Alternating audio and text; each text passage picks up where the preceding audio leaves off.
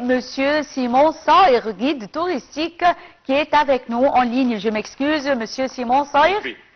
Bon, bonjour et bienvenue. Merci, bonjour. Bonjour, joyeux Noël et bonne année 2025. Merci à tout le monde aussi bien. Bonne année et joyeuses fêtes. Oui, espérons. Alors, tout d'abord, le musée du palais du prince Mohammed Ali à Maniel célèbre son 121e anniversaire. Veuillez nous jeter plus de détails sur ce palais.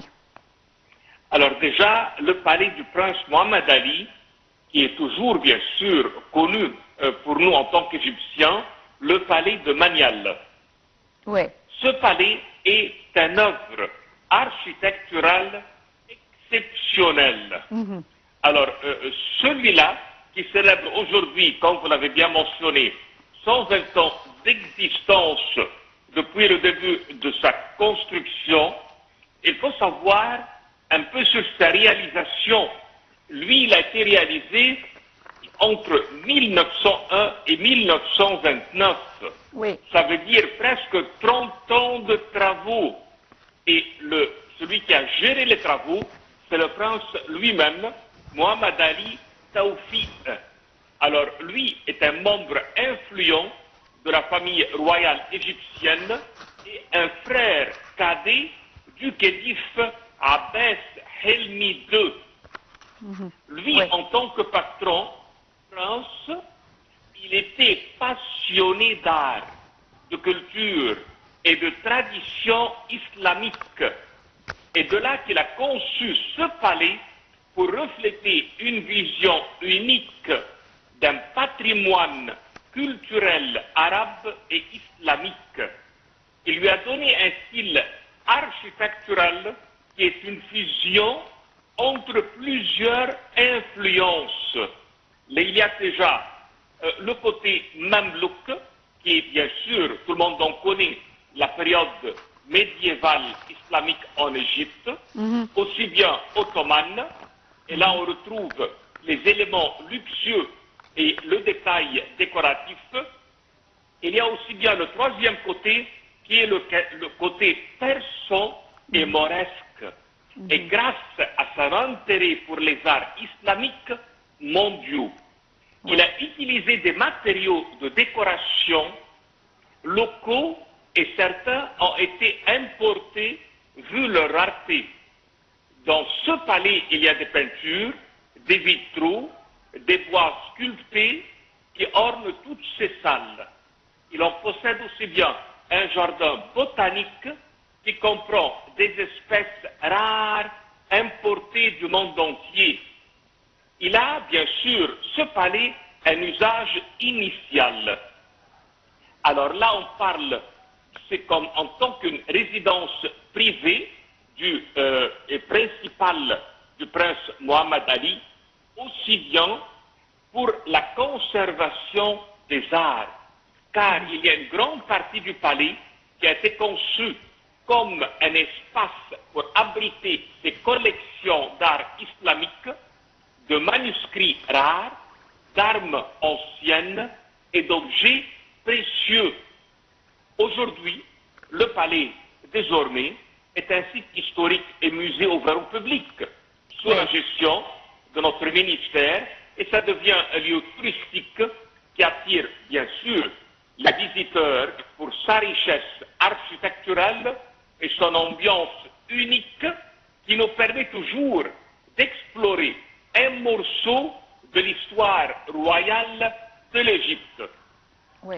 Ce palais, il a un très bel effet sur le tourisme car il nous réalise une attractivité historique car le palais offre une immersion dans l'histoire de la culture royale égyptienne et cela attire des touristes locaux et étrangers. Aussi bien, c'est considéré comme une excellente destination culturelle car les visites guidées, elles font une belle mise en valeur de l'art islamique, de l'architecture et de la vie du prince Mohammed Ali. L'emplacement même de ce palais, il est stratégique. Alors, il se trouve sur la fameuse île Rhoda et il est facilement accessible depuis le centre du Caire, ce qui a fait de lui une destination incontournable. Oui. À l'intérieur de ce palais, on réalise des événements spéciaux et le palais accueille des événements culturels, artistiques, éducatifs et cela renforce son rôle dans le patrimoine de notre pays. Oui. Il a aussi bien un grand impact sur le tourisme moderne, car quand il valorise notre patrimoine, il devient une icône de l'identité culturelle égyptienne. Il réalise un développement local vu qu'il contribue à attirer des visiteurs et à soutenir, bien sûr, l'économie locale, car les restaurants fonctionnent, les guides travaillent et autres. Il nous aide beaucoup dans la promotion internationale, car il renforce l'image de l'Égypte en tant qu'une destination culturelle riche. Oui. Lui, ce palais, il est toujours même dans l'apprentissage, car c'est un centre d'éducation pour les amateurs d'histoire et d'architecture islamique. Il y a beaucoup de travaux pour la conservation et cela, bien sûr, nous place en tant que travailleurs qui conservent et préservent les bâtiments historiques. Ouais. Son jardin botanique, alors lui, il abrite des plantes rares, aussi bien on trouve qu'à l'intérieur de ce palais, il y a des salles de miroirs et une des pièces les plus célèbres de ce palais, c'est dire que l'on possède des décorations très raffinées qui fascinent tous les visiteurs. C'est un héritage extraordinaire et un symbole durable de l'art et la culture islamique de l'Égypte. Alors, le palais de Manial, toujours, il va continuer à séduire par son mélange d'histoire, d'art et de nature, en offrant une expérience, on peut dire, mémorable à nos visiteurs, et il va toujours contribuer à la renommée touristique de l'Égypte. Oui, Monsieur Simon Saïr, pourquoi le palais de Manial a été construit? Alors, lui, c'est résidence pour le prince. Alors, lui, quand il a fait ce travail-là, il a bien voulu ce beau luxe, aussi bien cette image, on peut dire, de résidence privée, et il a pu, à travers cela, refléter sa vision unique de l'art et du patrimoine islamique. Il nous a réalisé, il a réalisé à lui-même, on peut dire, résidence royale personnelle, car le prince Mohammed Ali, membre de la famille royale égyptienne et héritier présomptif de la couronne, il souhaitait un lieu de résidence distinctif qui reflète sa position sociale et ses goûts raffinés.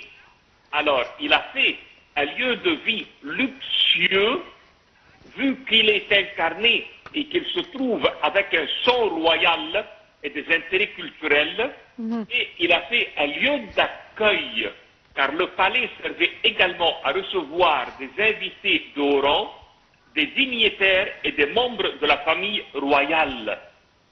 Il a pu, avec cela, préserver et réaliser une mise en valeur de l'art islamique, vu qu'il était passionné par la culture et l'art islamique, et il voudrait que son palais soit une œuvre d'art vivante qui serait dédiée à l'art islamique, et on le repère car il a intégré des éléments architecturaux, mamelouks, ottomanes et persans.